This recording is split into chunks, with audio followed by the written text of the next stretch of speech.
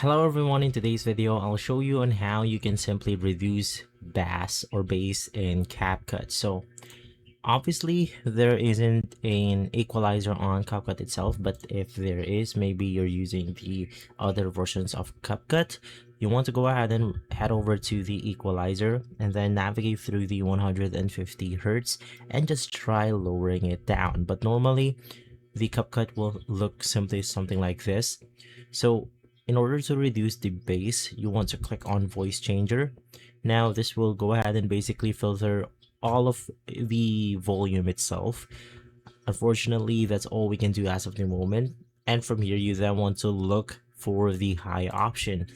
Now, you're going to sound a little bit funny, but that's just going to be our only way to do this.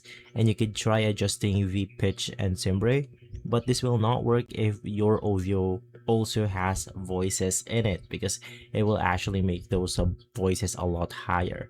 And so guys, if this video has been helpful, leave a like, subscribe, and follow us for more videos like this.